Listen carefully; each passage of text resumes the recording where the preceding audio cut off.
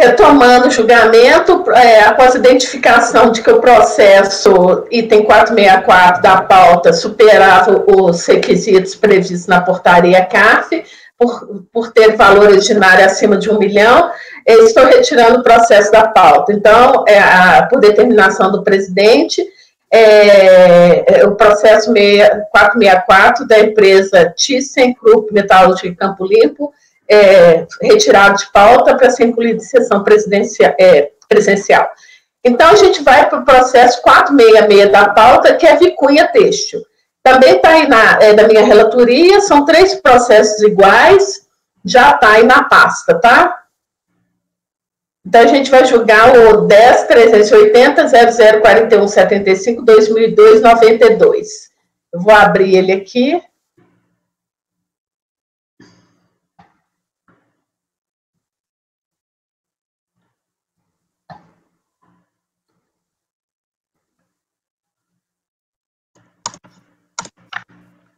Eu até escrevi aí em cima, para poder levar os 3 processos, são iguais, com o mesmo despacho decisório, termo de verificação fiscal e renúncia voluntária. A diferença é o período de apuração, cada processo se refere a 1 ano, os apensos são processos completos repetidos de ressarcimento, que foram arquivados pela DRJ, e o contribuinte não apresentou manifestação de inconformidade nos apensos, tá? Então, o contribuinte, ele pediu nesse processo da Vicunha, ele pediu pedido de ressarcimento, né, primeiro ao quarto trimestre de 99, vinculou com o pedido de compensação, e posteriormente ele substituiu o pedido de compensação.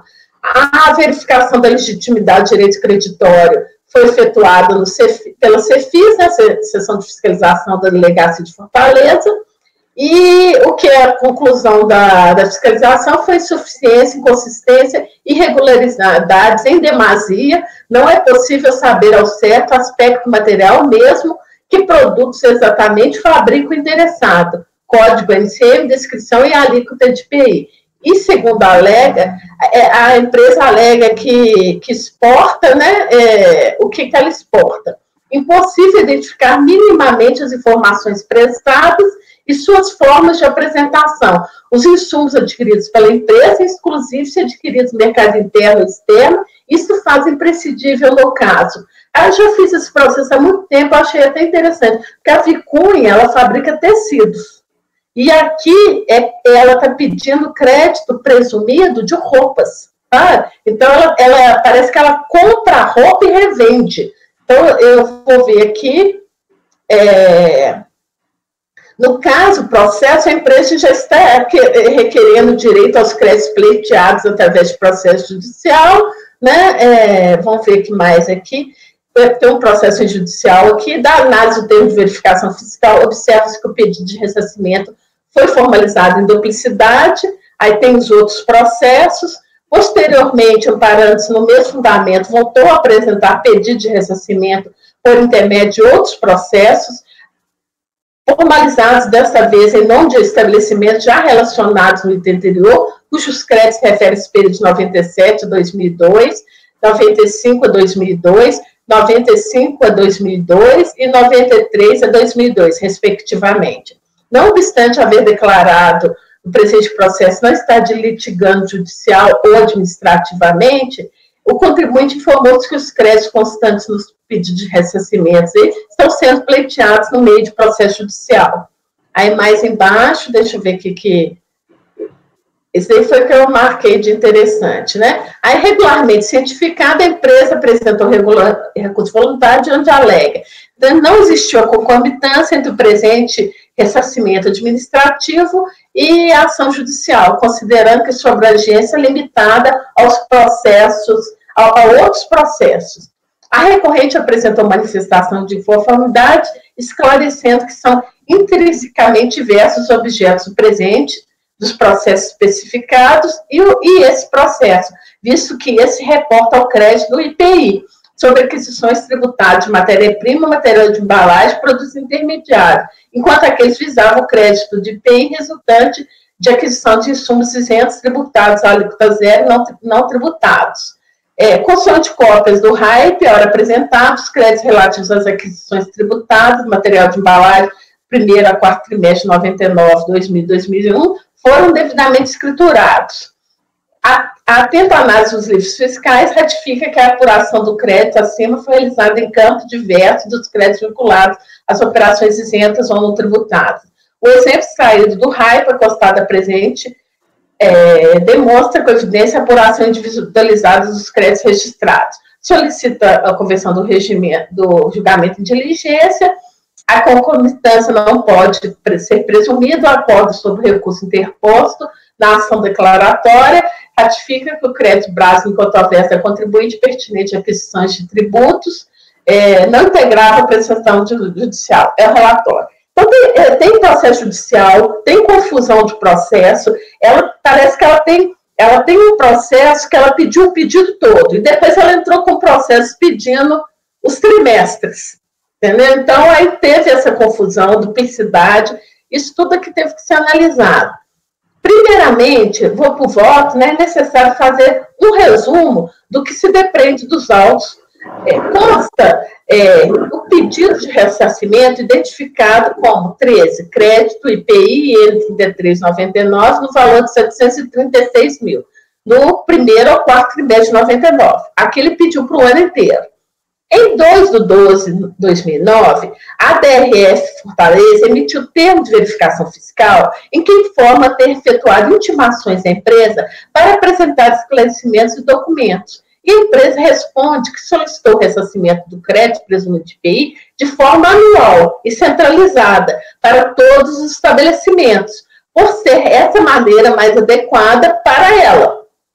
E que não haveria impedimento na legislação para que fosse efetuado dessa forma. A fiscalização constata que as respostas fornecidas em diversas intimações foram incompletas e sem apresentação de muitos dos documentos fiscais necessários para análise, como, por exemplo, relatório de vendas para o mercado externo, com data, número do nota fiscal, CNPJ não identificados, razão social do cliente, valor da nota, que sem nenhuma das demais informações solicitadas pela fiscalização, quais sejam o país de domicílio do destinatário, data de embarque e, principalmente, os números de registro e de despacho de exportação.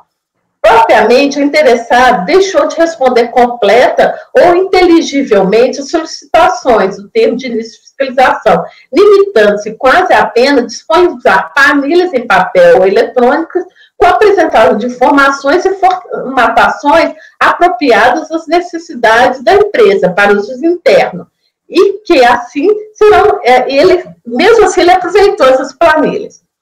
A reforma corrente centra suas respostas na afirmação de que sua opção por fazer o pedido de ressarcimento de forma anual e centralizado é válido e que o processo judicial versa sobre matéria distinta.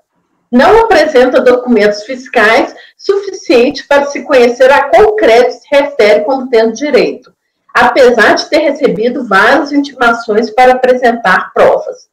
A fiscalização constata que, apesar da alegação de que o pedido é centralizado para todos os estabelecimentos, isso não é verdade, já que foram considerados apenas alguns estabelecimentos da empresa. Então, ela optou por juntar alguns estabelecimentos e outros não. E falou que não que era o jeito dela trabalhar, que ela trabalha de forma centralizada e para ela era mais fácil fazer disso, mas a própria alegação dela não condiz com a realidade. O interessado afirma que os processos dessa fiscalização foram feitos em nome da matriz, mas se refere às seguintes unidades. Unidade 1 no município de Maracanaú, tendo como atividade principal a produção de índigo. Unidade 2 no município de Natal, dedicando-se à produção de brim.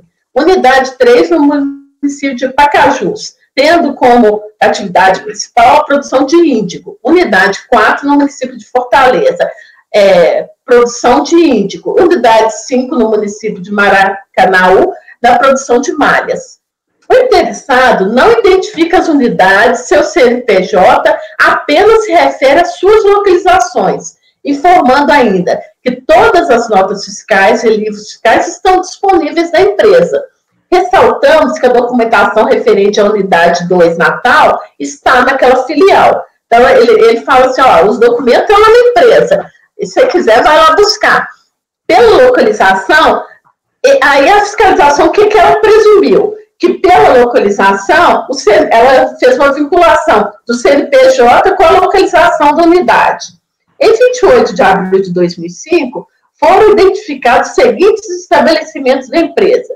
28, onde se contam, até 26 de 6 de 2001, 7 estabelecimentos industriais, a partir de 2008, haja vista esse código aí, esse CNPJ, ter de acordo com o tipo PJ, equiparados a industrial. E desde 2001, 23 estabelecimentos industriais.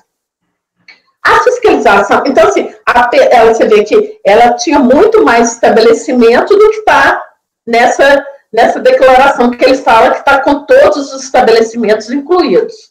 A fiscalização apurou que os outros estabelecimentos que não participaram da consolidação centralizada na matriz declararam e pagaram crédito de IPI e, além disso, protocolaram pedidos individualmente de ressarcimento, o que contradiz sua alegação de que faz a apuração de forma centralizada e anual, demonstrando que adota critérios diferentes de apuração para os estabelecimentos e a matriz.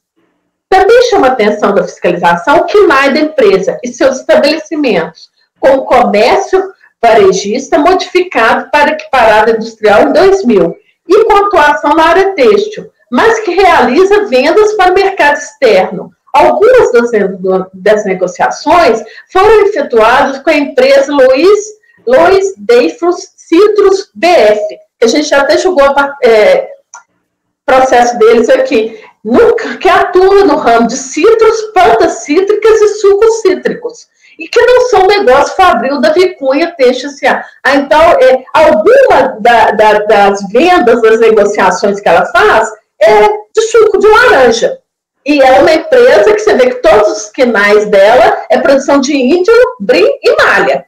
E ela está fazendo crédito presumido e atuando aí na parte de sucos, né? Dentre outras inconsistências, a fiscalização verifica ser difícil saber o que foi considerado no relatório de vendas para o mercado externo, limita-se a exportações de produção do estabelecimento e quais os estabelecimentos industriais que foram considerados nos pedidos de ressarcimento. A fiscalização fica ao tal acordo 375 que reproduzo, já que é pertinente ao caso. Aí, grifado, o crédito presumido é um benefício fiscal destinado ao estabelecimento industrial que exporta seus próprios produtos, não abrangendo a exportação de produtos adquiridos de terceiro no mercado interno. Seria imprescindível para que se chegasse a corretos números finais, aspecto material, que houvesse, quer os pedidos atendessem à legislação, se refere a centralização ou não, quer não, a mais estrita correção no que se diz respeito à forma de fazer os pedidos. Se for estabelecimento, que os números apresentassem ao excedente de saldo desse. E se for de forma centralizada, que os números apresentassem, tomassem o excedente de saldo credor de todos os estabelecimentos da empresa. Imprescindível bem estabelecer que créditos e débitos considerar de que estabelecimentos, porque o que é ressarcido em espécie ou compensação, via de regra, é o crédito excedente. Este é o objeto desse ressarcimento, considerados todos os créditos e débitos que devem compor o cálculo. Aí, no crédito presumido, obriga que seja centralizado na matriz, deveriam forçosamente ser considerados um período de ressarcimento, de forma a possibilitar o correto cálculo do excedente de saldo credor acumulado. Todo estabelecimento da empresa, quer a solicitação fosse feita trimestralmente, como prevê a legislação, quer noutra periodicidade qualquer. Apurado saldo credor, considerado todos os estabelecimentos da pessoa jurídica, utilizado esse saldo para compensação com débitos de IPI, relativos a alterações no mercado interno da mesma pessoa jurídica. O valor excedente poderia ser objeto de ressarcimento. Aí, eu vou pular aí, né? Eu vou pular essa parte aí. Tá. Consultando os Ciscos Comex, a fiscalização, voltando ao meu voto, apura haver inconsistências ainda mais gritantes, com alguns estabelecimentos com exportação de suco de laranja congelado, concentrado e grãos de soja, apesar de declarar no DIPJ ser comércio varejista de tecidos, adquiriu insumos como soja e suco de laranja.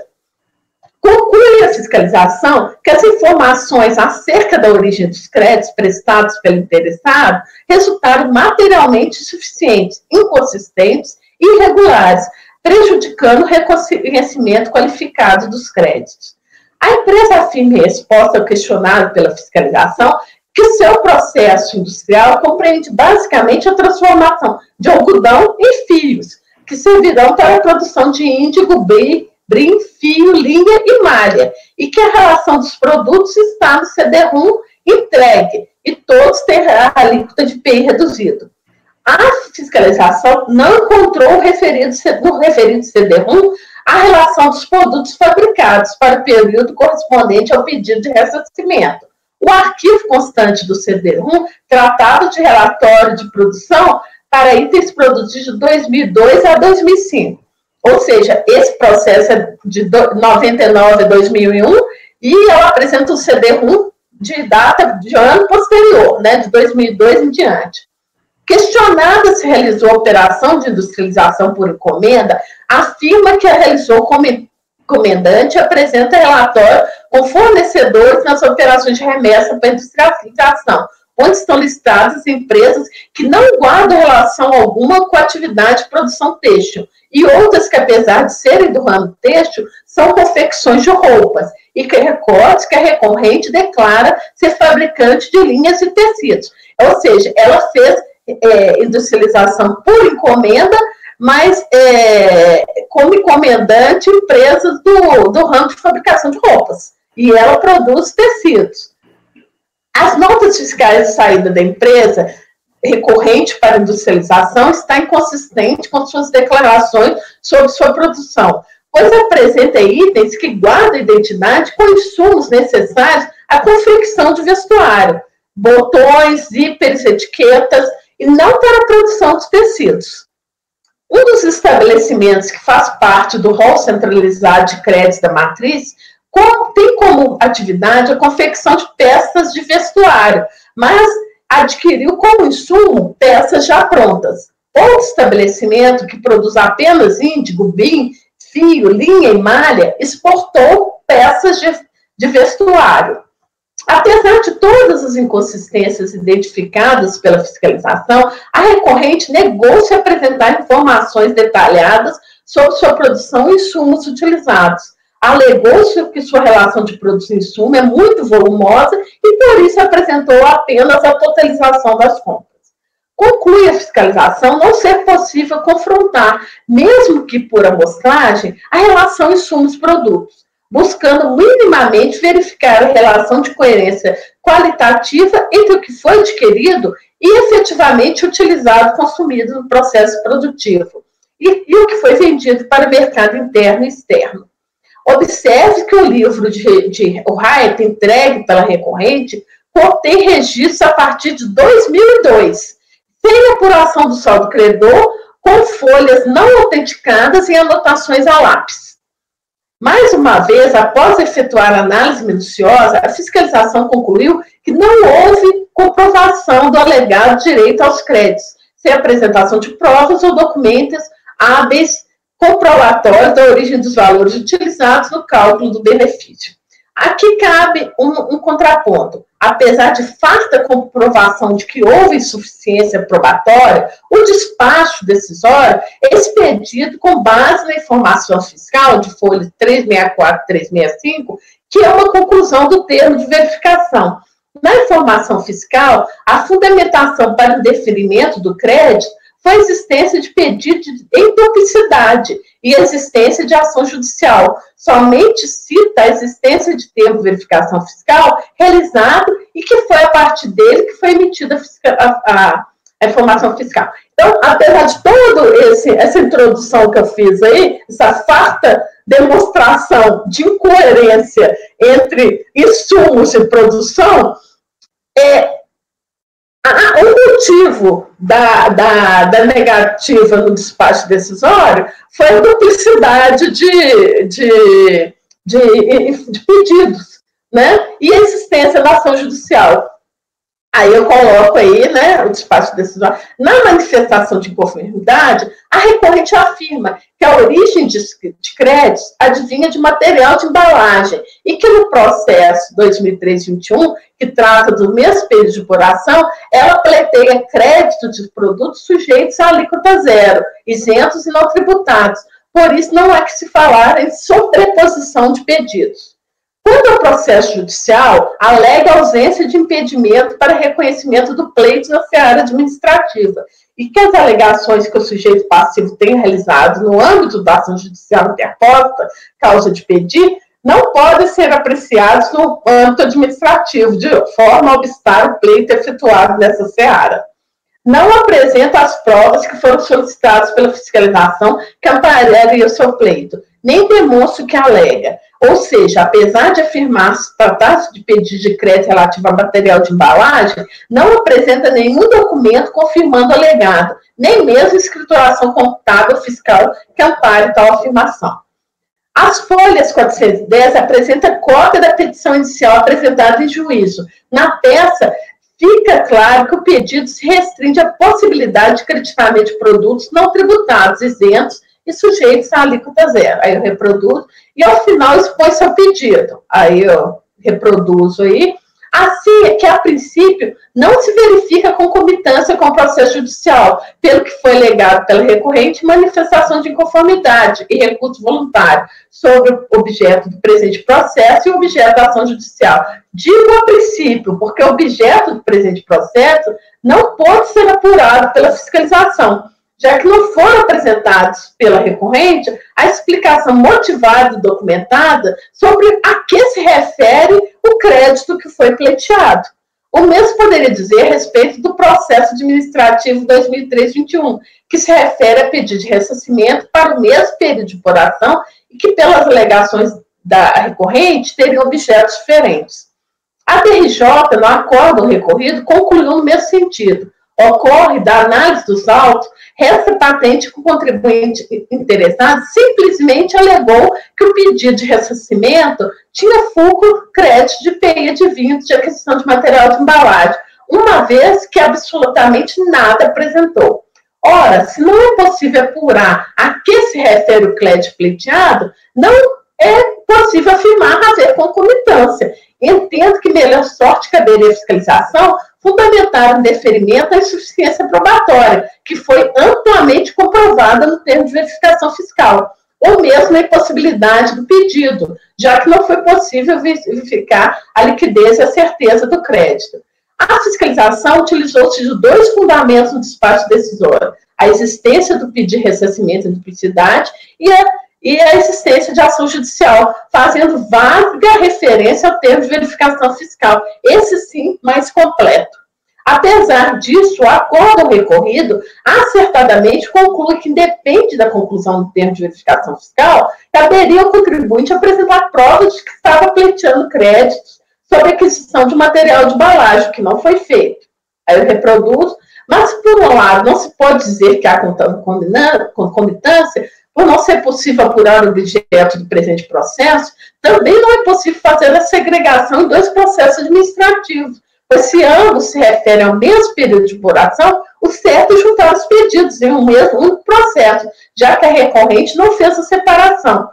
Se hipoteticamente for vencedora no processo judicial, não é possível apurar o quanto lhe será devido, já que os valores não estão apartados. E a própria recorrente afirma que solicitou ressarcimento no outro processo, apenas para garantir seu direito, e caso obtiver a tutela, fará acerto final de contas. Veja o que afirmou a DRJ. Aí, reproduzo a DRJ. Por isso, a DRJ entendeu que houve perda de objeto com o não conhecimento da manifestação de conformidade. Sendo assim, reconheço que há concomitância entre os processos administrativos, já que não é possível segregar os insumos em cada pedido, pela própria insuficiência probatória a cargo da recorrente. E, por consequência, reconheço que existe concomitância com o processo judicial, que abrangeria parte do crédito vindicado, mas que não é possível fazer separação.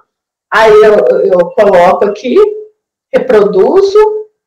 Assim, sendo a teor da súmula CARF, no caso de concomitância parcial, é de conhecer e julgar a parte que não coincide dos processos. E nesse caso, como foi demonstrado dentro de verificação, existe insuficiência probatória.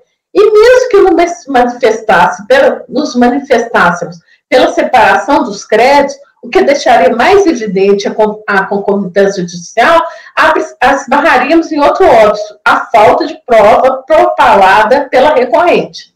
Como já vimos, por negligência da recorrente ou desídia, as provas não foram apresentadas, sendo cabia a ela a comprovação do seu direito. Imaginemos a situação, a conversão do julgamento em diligência para a separação dos créditos, a delegacia estaria diante de uma situação inusitada. Como separar se não existem os documentos? Teria que intimar a recorrente para apresentá-los, o que já foi tentado diversas vezes sem sucesso. Ademais, esse colegiado já se manifestou inúmeras vezes que a diligência não se presta instrução probatória. Ressalto que, junto com o recurso voluntário, apresentou uma única nota fiscal, destacando no valor de R$ 375, em nome da empresa Franplat, indústria de plástico, afirma que é um exemplo e que demonstra com evidência a apuração individualizada dos créditos registrados pela recorrente. O valor é irrisório, frente ao crédito que pleiteia. Não entendo cabível o pedido de conversão em diligência, já que foi oferecida oportunidade de apresentação de provas e documentos das diversas intimações efetuadas. E, nos termos do PAF, a impugnação ou manifestação de formalidade consubstancia o momento processual apropriado para o contestante apresentar, por remeio de elementos materiais, as ações probatórias que fundamentam suas pretensões. Pelo exposto, conheço em parte o recurso voluntário e, na parte conhecida, nego o provimento. Ou seja, é um angu, a empresa fez uma confusão danada aqui e eu tive que fazer toda essa explicação e tal, porque estava muito confuso o processo. Aí, alguém quer alguma explicação ou mais alguma orientação? Presidente, só da concomitância, você reconhece a concomitância de matéria que está sendo discutida no outro processo e naquele processo foi reconhecida a concomitância com o processo judicial. E daí a aplicação da súmula 1. Não, é porque o negócio é assim, ele está pedindo créditos aqui, mas ele fala assim, ó, eu tenho esses créditos nesse processo. E o processo judicial trata dos insumos, alíquota zero e tal, né? Aqueles insumos. E ele fala que no meio desses créditos tem isso. Aí eu falo assim, bom, então tem uma concomitância parcial aí, mas que eu não consigo ver porque ele não provou. Então, eu falo assim, tem cheiro de ter uma concomitância parcial. Só que aí, pela súmula CAF, eu só separo o que não for concomitante, né? Só que quando eu for separar, eu não tenho jeito de separar, porque ele não me mostrou o que ele quer, ele não apresentou prova, então fica aquele negócio assim, é parcial, porque tem uma parte que ele mesmo fala que está nos dois processos. Mas e o resto? O que é o resto? Eu não sei o que é o resto.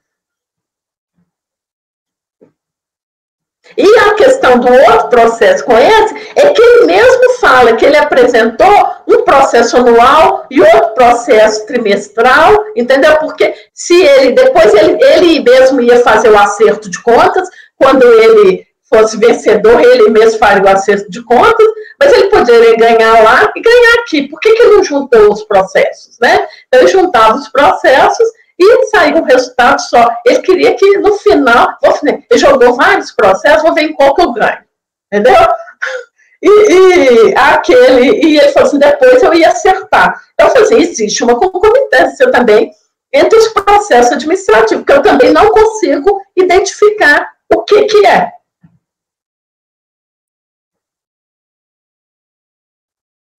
Mais algum esclarecimento aí? Então, eu vou passar para a votação. Lázaro? Com a relatora. Oswaldo? Acompanhe. Carlos? Acompanhe a relatora. Fernanda? Acompanho. Marcos? Acompanhe a relatora. João? Com a relatora. Leonardo? Acompanhe. Então, esse processo vai dar negar provimento ao recurso, e é o mesmo caso dos outros processos, os outros dois, que eles são também são só períodos diferentes, mas os processos são a mesma coisa. Gente, a gente agora acabou o período da manhã, a gente iria para os processos do período da tarde, tá? Então, a gente tem, deixa eu ver aqui,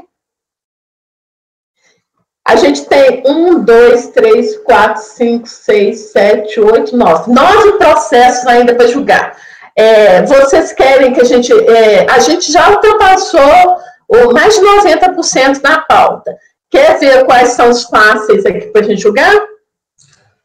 E para mim são todos, os meus são todos bem fáceis, assim, a gente mata cada um deles em 5 minutos e tanto. Então vamos pegar os seus, Oswaldo, que aí a gente pega e fecha aí. Quais que são os seus? Expresso Araguari, o primeiro. Tá. Os do Lázaro aqui só ficou Gaivota. Expresso Araguari. Tá, pode começar a ler o relatório e o voto. Só um segundo que eu já vou pôr na pasta. Peraí.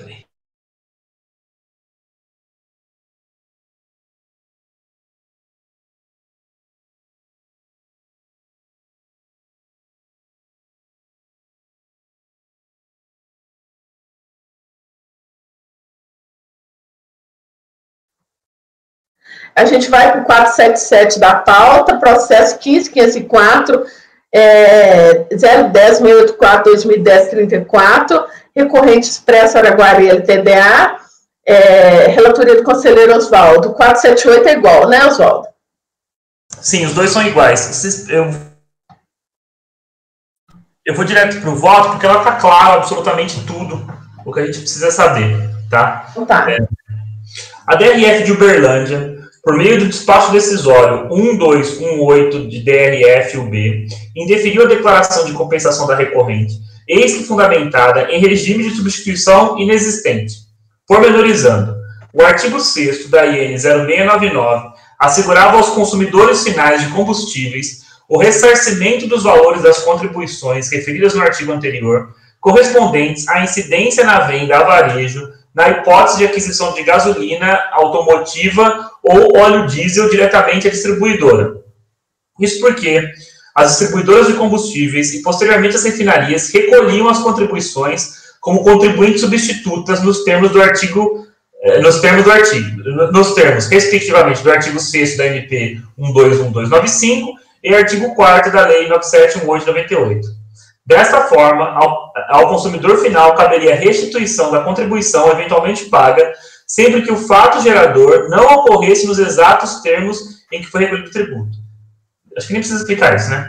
Entretanto, a MP 1991-1500 extinguiu o regime de substituição, determinando a incidência das contribuições em cada uma das etapas da cadeia de distribuição dos combustíveis fósseis. Destarte, extinto o regime de substituição, igualmente perde significado o regime de ressarcimento. A seu turno, a DRJ de Juiz de Fora, por meio do acordo DRJ 09-33556, não reconheceu a manifestação de conformidade, uma vez que os argumentos nela lançados são pertinentes ao pedido de ressarcimento que anteriormente transitou em julgado no âmbito administrativo. Em sede de recurso voluntário, a recorrente se limita a traçar arrazoado acerca da possibilidade de interposição de manifestação de conformidade quanto ao despacho decisório DRF-GOI 907/2008, que não conheceu da peça de irresignação por considerar o pedido de ressarcimento não formulado. E assim sendo, a recorrente não atacou qualquer dos fundamentos da glosa, quer do despacho decisório, quer do acordo de piso. Ora, o princípio da dialeticidade impõe correlação entre o recurso e a decisão recorrida. Aliás, nesse sentido, os artigos 1110, inciso 3 e 932, inciso 3 do CPC, e em sentido semelhante, o artigo 58 do decreto 7574/2011, são absolutamente claros ao dispor que não é admissível recurso que não tenha impugnados especificamente os fundamentos de decisão recorrida. Portanto, por falta de enfrentamento do fundamento da glosa, o recurso sequer pode ser conhecido. Não disposto, admito e não conheço. Alguém discorda aí? Então vamos para a votação. Lázaro? Com o relator. Oswaldo Carlos. Com o relator. Fernanda. Com o relator. Marcos. Com o relator. João. Relator. Leonardo. Com o relator. Eu também vou com o relator, então, acordo os membros colegiados por unanimidade de votos e não conhecer do recurso, né? Isso. Então, agora, tem mais algum aí? MSC está na pasta. Tá, pode começar a ler. Caso de decomp prova. O que acontece? O que ele disse? Esse é um pouquinho intrincado, acho que vai ficar mais claro quando eu for decidir. Ele pediu decomp, pediu ressarcimento desse período que nós estamos discutindo. E aí, dos 100 e poucos mil que ele pediu, foi deferido apenas 6 mil. Depois que foi deferido esses 6 mil, ele falou o seguinte, agora, já no recurso do voluntário, ele falou o seguinte, olha, eu esqueci de juntar no meu pedido 2 outros DARFs que eu paguei desse mesmo período. Ou seja, ele diz, olha, tinha débito que eu não incluí naquele período que eu paguei, e já que você considera ressarcível os 6 mil desse período, esses 4 mil que você não computou, automaticamente também são ressarcíveis. É o relatório. Pode ter voto. A recorrente pleiteia em sede de recurso voluntário a inclusão de novos créditos que supostamente titulariza e, para demonstrar o alegado, corrige aos autos declarações de compensação homologadas. Em contraponto, a DRJ destaca a impossibilidade de retificar a decomp após o despacho decisório. Em recentíssimo precedente, de junho de 2020, de relatoria da conselheira Fernanda Vieira Cotizias, essa turma reconheceu a possibilidade de retificar a decomp até o julgamento final do processo administrativo. Cito a Fernanda. Blá, blá, blá, blá, blá, blá, blá. Soube-se ao portentoso e bem fundamentado voto da conselheira Fernanda o quanto descrito no parecer normativo COSIT 2 de 2015. Não obstante o antedito, o momento da produção da prova documental pelo contribuinte, em regra, coincide com... Aqui eu estou autorizando os documentos que ela trouxe, tá? Os documentos do recurso voluntário. Vamos para o 2.3. Como destacado no relatório, a recorrente alega em sede de recurso voluntário que deixou de indicar em seu pedido de compensação documentos de arrecadação relativos ao PIS-faturamento, código 8109, no valor de 3 mil, e PIS-faturamento, código 9109, no valor de 5 mil. Todos de dezembro de 2003. Apenas para clarear o raciocínio, a recorrente apontou no presente processo um crédito de PIS-faturamento da competente de dezembro de 2003, no valor de 105 mil, sendo que a fiscalização reconheceu como crédito o valor de 6 mil. Posteriormente, a recorrente recolheu os valores escritos acima a título de PIS-faturamento da mesma competência, ou seja, dezembro de 2013. Assim o fez porquanto houve indeferimento dos pedidos de compensação no período. Desta forma, na linha de raciocínio da recorrente, além do valor já reconhecido, os créditos feitos a posteriori. Foi o que eu disse lá em cima. Ela falou assim, olha, eu tenho isso aqui de crédito, 105 mil. A fiscalização diz, não, de PIS-faturamento você tem direito só a 6 mil. Aí ele falou assim, olha só, além desses 6 mil, eu paguei aqui mais 2 DARFs. Então eu quero o crédito desses 2 DARFs. Porque também se refere ao PIS-faturamento do meu pedido de afuração. E não obstante a intrincada e convidativa lógica da linha de raciocínio da recorrente, o recolhimento feito posteriormente não indica crédito no presente momento. Ao não reconhecer a compensação, por que ela recolheu isso? Ela tinha feito uma decomp de outro tributo com esse débito tributário de PIS-faturamento, e a fiscalização disse, não, isso aqui você não consegue compensar. Isso aqui você tem que pagar um DARF. Isso aqui, o crédito não foi reconhecido a compensação, sobrou lá esse crédito que ele pagou em DARF. E, não obstante a intrincada e convidativa lógica da linha de raciocínio da recorrente, o recolhimento feito posteriormente não indica crédito no presente momento. Ao não reconhecer a compensação, a fiscalização apontou que havia débito no período, débito que, ante a não homologação da compensação, restou em aberto. Portanto, o pagamento dos DARFs foi feito para cobrir passivo, então em aberto, e não como novo crédito. Até a gente podia discutir uma questão probatória, porque ela apontou na escrituração original aquilo, um débito de PIS-faturamento que posteriormente ela veio compensar com decomp. Tudo bem, você pode até dizer, tudo bem, mas como ela está dizendo, mas depois eu paguei esse valor. Então isso tinha que entrar como crédito porque eu paguei. Não faz o menor sentido se você não tiver reconstruído inteirinha a escrita fiscal dela para saber se os dois dados apontam para o faturamento. Então é por isso que eu estou admitindo e negando o provimento. Lázaro? Com o relator. Carlos? Com o relator. Fernanda? Com o relator. Marcos? Acompanho o relator. João? Acompanho. Leonardo? O relator. Eu também acompanho. Então, os processos 480 e 481 da pauta, relatoria do conselheiro Oswaldo, recorrente MSC Cruzeiros do Brasil, LTDA. O resultado foi acordo dos membros colegiados por unanimidade de votos negar provimento ao recurso. Você pode ir para o 484 da pauta, Oswaldo. Ele é também? Desculpa. E o Tico também, esse Tico também pode fazer, que tem bastante aí, né? Sim, é tudo bem, tudo tranquilo, assim. Sangoban. Sangoban é, a priori, uma resolução. Decompre prova, que prova. A discussão aqui é sobre... eu vou ler o relatório e depois eu vou explicar o porquê da resolução. Trata-se de declaração de compensação de COFINS apurada em novembro de 2010. O pedido de crédito foi indeferido por despacho decisório eletrônico da DRF, Jundiaí, porquanto, a partir das características do DARF discriminado no pré-de-compra, assim identificado, foram localizados DARF vinculado a pagamento. Intimada, a recorrente apresentou manifestação de conformidade em que assevera erro de cálculo na apuração da COFINS no período em referência. E para demonstrar o alegado, traz aos autos cópia do DARF e da DCTF retificadora. A DRJ Belém do Pará negou o provimento à manifestação de conformidade por insuficiência probatória. A retificação da DCTF, posteriormente a ciência do espaço decisório, não se constitui prova cabal da existência do crédito.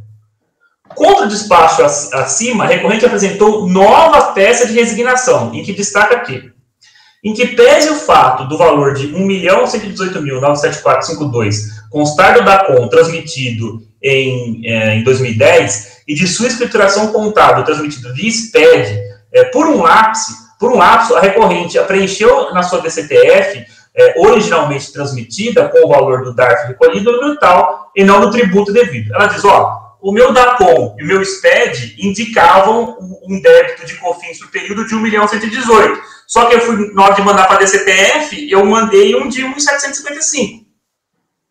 E aí ele pede a nulidade, e nos termos do parecer COS 22 de 2015, é evidente que a DRJ cumpria analisar a legitimidade do crédito da recorrente com base nas informações por ela apresentadas, DCTF, DACOM e o SPED. Ou, se tal tarefa não lhe fosse possível, baixar o processo de diligência, a DRF, para que esta tomasse tal providência. E aí, por que eu estou baixando a diligência? Porque ela trouxe aqui a DACOM e a EFD. A DACOM apresenta de forma ela apresenta de forma sintética os valores de contribuição, mas a EFD ela descreve com pormenores. Nota fiscal, ela descreve origem das mercadorias, destino, débito, enfim, uma série de dados que são mais do que suficientes para mim para apurar o crédito. Então, se o contribuinte apresenta, olha, protocolei tudo via SPED e também protocolei o DACOM, aí sim, isso para mim é prova suficiente de erro de cálculo. Mas eu não posso apurar aqui o erro de cálculo. Então, eu estou devolvendo para a unidade para que ela apure, com base na ECD e no DACOM, se há ou não crédito por período.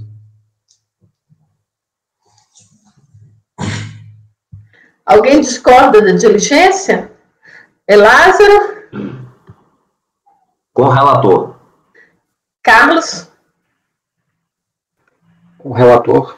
Fernanda? Com o relator. Marcos? Só acompanho o relator.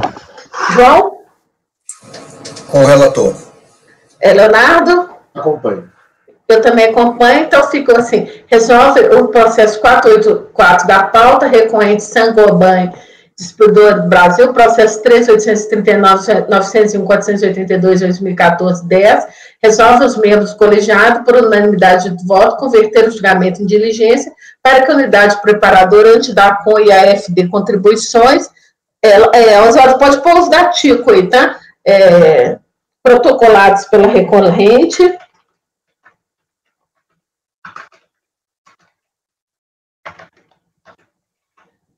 se manifeste conclusivamente sobre o mérito do crédito a restituir, apresentando relatório circunstanciado.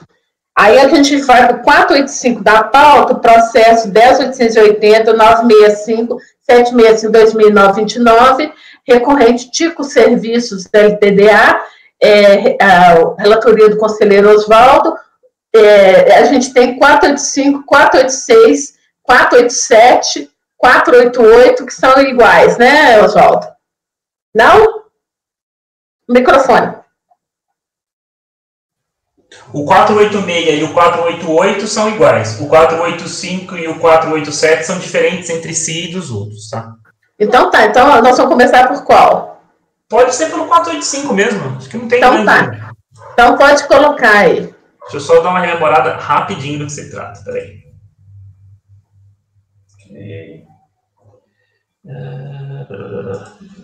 Ô, João, seus processos são fáceis?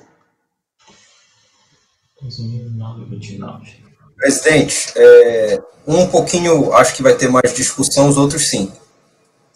Então coloca os fáceis aí, que vai ter discussão, gente. Se a gente aguentar, a gente vota.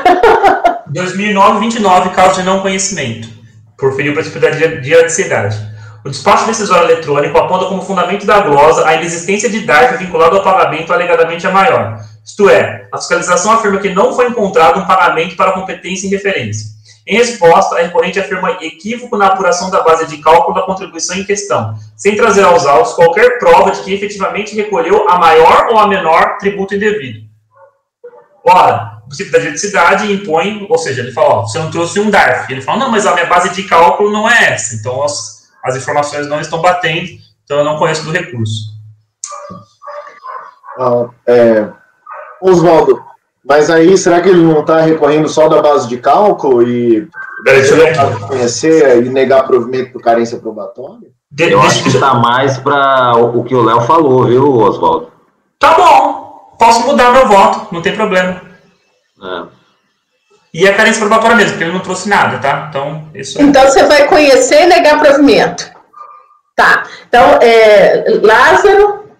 Com o relator. Carlos. Acompanho o relator pela carência probatória. Fernanda. Acompanho o relator. Marcos.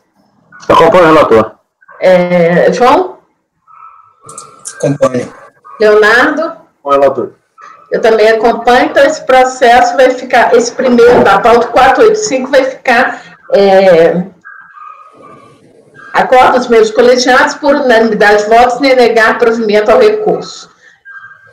Então a gente vai para o 486 da pauta, processo 10.880.965.766/2009-73, também da empresa Tico Service LTDA. Vou direto para o voto.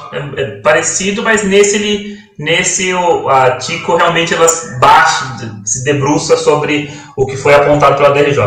O despacho decisório eletrônico aponta como fundamento da glosa DARF vinculado a outro pagamento. A DRJ esclarece o fundamento do despacho decisório eletrônico, apontando que não há prova de erro no valor efetivamente devido a título de PIS em maio de 2004, uma vez que a recorrente não retificou da CTF.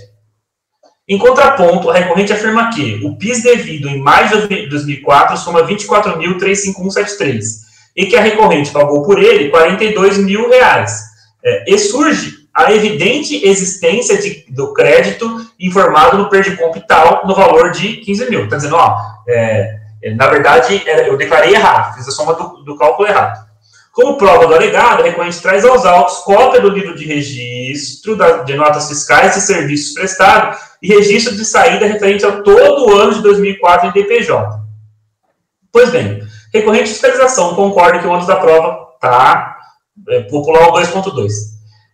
Efetivamente, não há uma fórmula exata em matéria de prova de erro, documentos tais ou quais que sempre coligidos o demonstram. É certo que a escrituração regular é princípio de prova, porém, o sem número de erros recomenda que a escrituração venha acompanhada de documentos hábeis. Quanto a dito, quer dizer que o documento hábil a demonstrar o erro alegado deve ser aferido no caso concreto. A recorrente alega erro na apuração do valor de tributo a recolher em maio de 2004. Especificamente, declarou 42 mil de PIS não cumulativa, recolhendo esse valor aos cofres públicos por meio do DARF. Contudo, em verdade, devia a título da antedita contribuição no período em referência apenas 24 mil. A recorrente apresenta DIPJ no ano ano 2005, indicando créditos e débitos de PIS não cumulativa para o período. Como se nota, em maio de 2004, em tese, ocorreram operações alcançadas pela exação. Todavia, o valor do tributo a recolher foi alegadamente compensado com créditos de titularidade da recorrente. Portanto, caberia à recorrente demonstrar que a base de cálculo de PIS e os créditos apurados em maio de 2004. Ora, a recorrente pretende demonstrar o valor devido a título de PIS e os respectivos créditos por meio de livros que indicam valores devidos a títulos de ICMS, IPI e de SSQN, e não de PIS. Na verdade, até seria possível chegar, mas até fazer todo o cálculo, tem que me trazer uma coisa mais específica. Logo, restou demonstrado que a recorrente recolheu valores aos cofres públicos a título de PIS, mas não o erro na apuração do valor a recolher. Base de cálculo correta, valor a recolher correto, crédito correto. Como não demonstrado o erro no valor a recolher, adquire ares definitivos o valor descrito pela recorrente DCTF, instrumento de confissão de dívida que goza de presunção de veracidade com relação ao signatário. Basicamente, ela alega que tinha PIS, fez o erro de cálculo de PIS para o período, mas ela faz uma prova muito frágil. Ela traz o livro de apuração de ICMS e de SSQN. Então, eu só com isso eu não consigo chegar na base de cálculo de PIS de maio de 2004. Tinha que ser um pouco mais específica sobre o tema.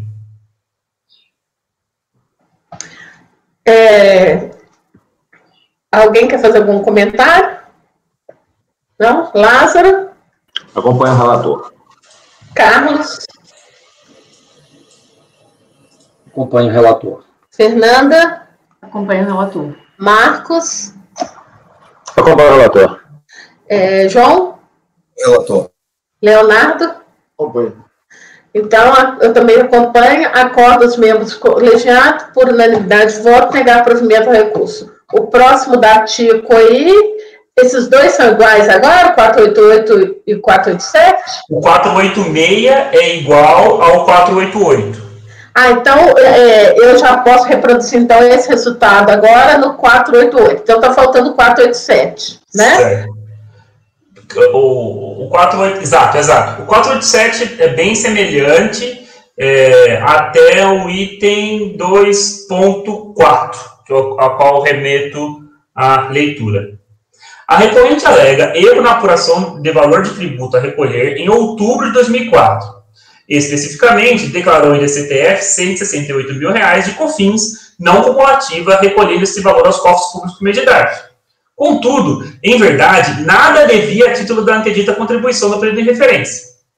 Não obstante a recorrente tenha deixado de conduzir aos autos o DARF relativo ao período de apuração, a DRJ, diligente, o fez. É certo que, como constatado pelo cioso julgador de piso, há divergência entre a data do vencimento indicado no DARF e na DECOMP.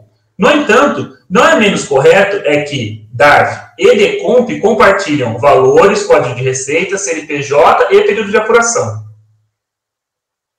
Em assim sendo, ao que tudo indica, e não há nos autos prova sentido contrário, trata-se de mero erro material, passível de correção de ofício pela autoridade competente, não apenas em respeito ao princípio da verdade material, como também por aplicação analógica, artigo 108 do CTN, do quanto descrito no artigo 147, parágrafo 2º do CTN. Não há, na Lei 9.430, ou em leis de compensação, indicação expressa do procedimento a adotar face a erro de fato, o que leva o intérprete a buscar, em institutos semelhantes, a solução para o presente caso. O instituto mais próximo da compensação é o lançamento, pela identidade de sujeito, de órgão de fiscalização e de alguns procedimentos. Nada mais natural, portanto, do que buscar neste instituto o deslance da question e ela se apresenta clara no 147, parágrafo 2º que você tem. Destarte válida a DECOMP apresentada pela recorrente como prova do pagamento de R$ 168.913 de COFINS não cumulativa no período de outubro de 2004. De outro lado, a recorrente apresenta DIPJ no 2005, indicando créditos e débitos de COFINS não cumulativas por período. Como se nota, em outubro de 2004, em tese, ocorreram operações alcançadas pela exação. Todavia, o tributo a recolher foi alegadamente compensado com crédito de titularidade da recorrente. Portanto, caberia a recorrente demonstrar a base de cálculo da COFINS e os créditos apurados até outubro de 2004. Ora, a recorrente pretende demonstrar demonstrar o valor devido a título de COFINS e os respectivos créditos por meio de livros que indicam valores devidos a título de CMS, IPI, ISSQN e não de COFINS. Logo, restou demonstrado que a recorrente recolheu valores aos cofres públicos a título de COFINS, mas não o erro na apuração do valor a recolher. Base de cálculo correta, valor correto, crédito correto. Como não demonstrado erro no valor a recolher, adquirir as definitivos o valor descrito pela recorrente DCTF. Qual que é a diferença desse para o outro? A única diferença foi que, deixa eu acender a luz aqui que eu estou escuro. A única diferença foi que a fiscalização disse, você não apresentou um DARF que você recolheu nada nesse período, como naquele primeiro que nós julgamos. Aí ele falou assim, aí a fiscalização, a DRJ, ela analisou e falou, não, realmente tem um DARF com o mesmo código de receita e com o mesmo valor de COFINS, só que está com data errada. Aí o que eu digo? Peraí, gente. Aí não, né? Embora nós tratemos aqui de compensação, e nem aplico a verdade real aqui, né? Que também poderia ser aplicado. Mesmo valor, mesmo código de receita, mesmo tributo, né? Mesmo período de apuração, só porque está com data do vencimento diferente, a data do vencimento indicada no PERDECOMP não é a mesma data do vencimento que estava indicado no DARF. Só isso, para mim, não é o suficiente para não reconhecer o pagamento. Reconheço o pagamento, porém, entretanto, não concedo crédito porque não ficou demonstrado que o pagamento é indevido. O período, ele colocou o vencimento correto? Ele colocou a diferença, está até aqui apurada. Esse aí que você está falando aí, que está no DARF, é a diferença na data de vencimento? A divergência entre a data do vencimento indicado no DARF e na DECOMP. Tem diferença. Mas aí a diferença é relevante, porque aí você está fazendo pagamento de outro período de apuração. Mas é questão de dias. E é por isso que eu acho que e é mesmo valor. Assim, 30 de junho e o outro está 31/7, aí períodos distintos. Um é 12 de junho e um é 12 de novembro e o outro é 15 de novembro. 3 dias de diferença. Tá aqui na tela, eu colei as telas. Tá só no item 2.53, Oswaldo. Não sei se é isso mesmo, você colocou destarte válida a DECOMP apresentada pelo recorrente como prova do pagamento? DARF. DARF. Tem toda a razão. Desculpem, já corrigido. Então, vamos para a votação. Lázaro, acompanha. Carlos. Acompanho também. Fernanda. Acompanho. Marcos. Acompanho. João. Acompanho. Leonardo. Acompanho. Eu também acompanho, então, acordo dos membros colegiados com unanimidade de votos negar provimento ao recurso. Eu vou fazer uma chamada aqui, antes da gente passar para os seus, João. Você quer fazer os de Domingos, Easy Word ou Multibens? Qual que você falou que são os fáceis? Eu quero começar de trás para frente. Então tá. Deixa eu só. Então, o processo 489 e 490 da pauta são os processos 11.080, 911, 716, 2012, 50. A recorrente à Companhia Rio Grandense Saneamento Corzan, desses dois processos, eles foram votados, os processos iguais a esses foram votados no dia 28/7. o processo número 82 e seus repetitivos. No dia da votação, o resultado deu acordo dos membros do colegiado, por unanimidade de votos, negar provimento ao recurso. Não estava presente na votação o conselheiro Oswaldo. O conselheiro João Paulo Mendes Neto relata que esses processos são idênticos àqueles votados naquela ocasião. Isso, João? Exatamente, presidente. Esses processos foram indeferidos, apenas para destacar, por questão de insuficiência probatória. Nós admitimos provas juntadas no recurso voluntário, entretanto, a contribuinte assim não o fez. Né? Então, entendeu esse relator pela insuficiência probatória por negar provimento ao recurso. Então, Oswaldo, então todos concordam em manter a mesma decisão daquele processo? Foi dado para aquele processo? Eu estou fazendo isso só porque eu juntei esses processos naquele dia da votação e depois, analisando o regimento com calma, eu vi que eu não poderia trazer processo de um dia para o outro dia, tá? Então, eu só posso puxar os processos no mesmo dia. Então, como esses processos ficaram na pauta em outro dia, e a gente já tinha votado, eu estou só confirmando para ficar registrado aqui na ata, tá? Então, a única pessoa que não participou aqui foi o Oswaldo. Oswaldo, você acompanha o colegiado na negativa de provimento? Acompanho o colegiado. Foi a explicação que o João deu? Sim, acompanho o colegiado. Oswaldo, como é que você não estava e a Fernanda estava? Estava afiada. Ele foi substituído pela Sabrina nos outros processos. Não era impedimento. O que eu tenho a ver com o Oswaldo? Não, eu pensei que era coisa de outra data. Não. Foi substituído pela Sabrina. No dia 28, a Sabrina substituiu. Então, vai ficar assim: acorda os membros colegiados, por unanimidade de votos, negar provimento ao recurso. O 489 e 490 da pauta, sendo que dessa vez com a presença do conselheiro Oswaldo. A Ana quer falar alguma coisa, Ana?